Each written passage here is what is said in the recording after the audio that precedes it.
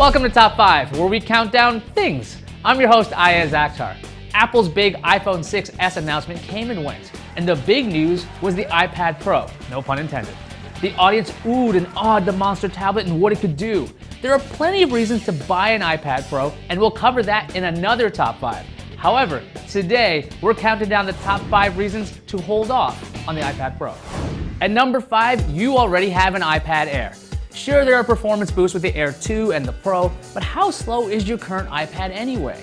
Apple's iPads have aged relatively well, and they'll gain some functionality with iOS 9. iPad Air 2 will get more cool stuff than the original Air, but can you miss what you never had? At number 4, you're not a giant. The new iPad Pro is 12.9 inches. The 9.7-inch model wasn't that portable, but this is even less portable. The iPad Pro will feel like holding a decapitated 13-inch laptop. Now, if you're a giant of a human, perhaps this will feel natural. For some of us, it might be a little weird. Number 3, no 3D touch display.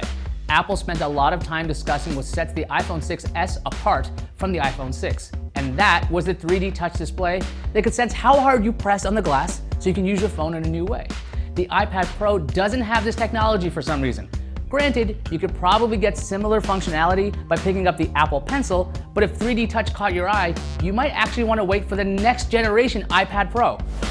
At number 2, the price. Let's get down to the money here. If you want the iPad Pro, it'll cost you at least $800. If you want a version that runs on wireless carriers, there's only one, and it costs $1,079. Oh, and those cool demos shown off at the Apple event with that new stylus? The Apple Pencil will cost another $100. And if you want that smart keyboard cover, pony up another $170, please. $1,347 is what you'll pay for an LTE iPad Pro with those two accessories. You know what time it is? It's time for Twitter. I asked you guys on Twitter what would stop you from buying an iPad Pro. Cameron said, I would be more interested if it ran OS X. That would make it a real Surface ripoff, but that's exactly what I want. @SceneD said, the lack of available software for my job, UX design. And MJ Dumas said, nothing, I'm buying. Thanks for your feedback, and on to number 1. And at number 1, you think it'll replace your laptop. When I saw iOS 9 and its multitasking capabilities, it looked like the iPad could one day replace a laptop. However, that day hasn't happened yet.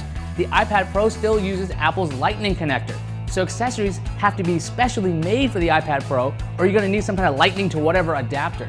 Had the iPad Pro made the move to USB-C, like Apple's MacBook, now that could have been interesting. There's also a question of how well multitasking will work compared to a traditional computer. And so we draw to a close another Top 5. We're lucky to have the best audience out there, so it's always great to hear from you on Twitter. If you disagreed or agreed with this list, let me know. I'm @Ayaz. Thanks for watching, and I'll see you next time.